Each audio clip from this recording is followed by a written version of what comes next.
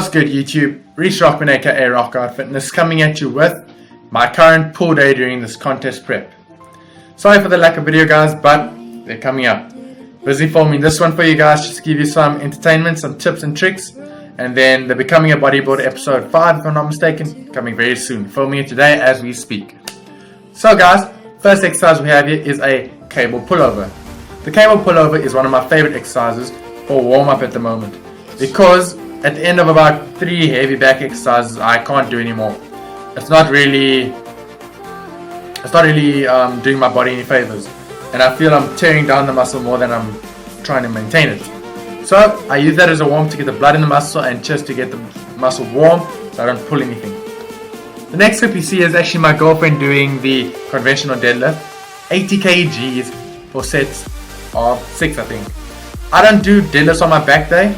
She was doing legs and I was doing back. But I just wanted to show you guys how much progress she's making.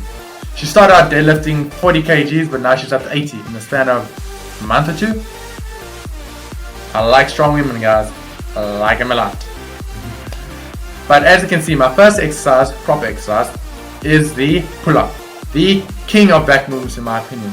If you want to grow your back, do weighted pull-ups. If you can't do pull-ups, start with 1, then 2, then 3, then 4, then 5, and work your way up to a body weight of 12 kgs. So your body weight for 12 kgs, for 12 reps, sorry. Keys on the pull-ups is retract the shoulder blades and pull your chest to the bar. Don't just pull, but pull your chest to the bar and feel it about up here. That's the nice thing about these video overs. You can actually see me kind of doing the movements in the screen. Next exercise we have is the bent over dumbbell row. I'm really liking these exercises at the moment because I feel they don't put any strain on my body in a negative way, and I get a great pump. So with this, the key is to bend over at about a 45-degree angle, going about perpendicular to the ground. I feel it more in my rear delts and my rotator cuff, so I don't really do that. But also the key here is keeping the spine neutral by keeping the head down and pulling towards the belly button. Now those are my 2 hard-hitting movements. The final one I do here is more of a contraction exercise. So this is really to get that pump in the back and just make sure that I'm feeling my whole back work. And this exercise is the 1-arm cable row. So what I do is I adjust the cable setting there to about my belly button height, or just a bit higher.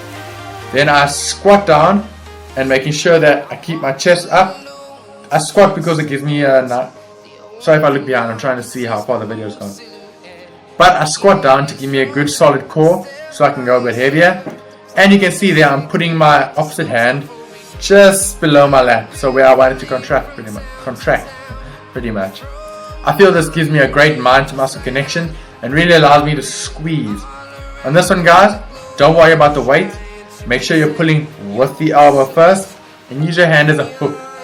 Another tip I can give you guys is try and make your thumb, if this is the bar, have your thumb over the bar and not under. Over, in my opinion, just engages your back a bit more and allows you to pull with your elbow a lot more, which in turn contracts your back better. Try it out, let me know what you think, and then we'll take it from there.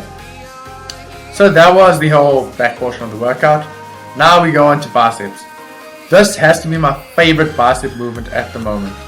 It's the cable preacher curl. We actually have a preacher curl machine at my gym, but I feel this a lot more because I can go all the way down and still have constant tension on my muscle, and that just doesn't hurt my elbows. It gives me a great pump. And what I'm doing there is I'm taking 2 fingers, putting it on the peak of my bicep and making sure that when I curl, I can only stop when I feel that, hey, that peak has moved quite a bit. So I get to the top position, pause a bit, and then I let it down nice and slow.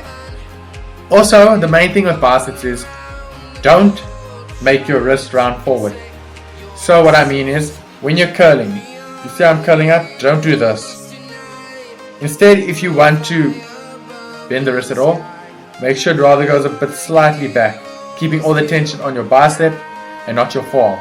This is forearm, this is bicep. You can actually see my forearm moving there. So have a slight bend in your wrist and just make sure you feel the contraction. Remember, biceps, it's a small muscle group, so you don't need to do heavy weight.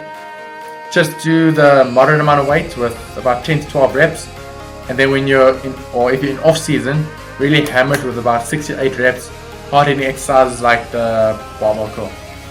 Final exercise we have here is the reverse barbell curl.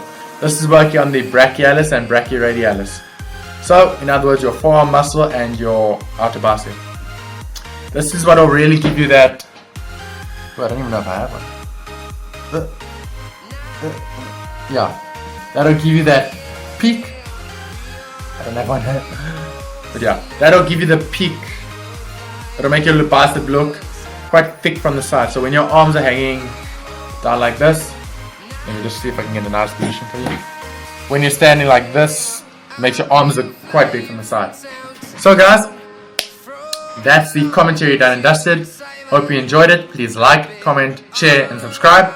And if you have any videos you want to see, let me know. Becoming a Bodybuilder episode 5 coming soon. So guys, signing out.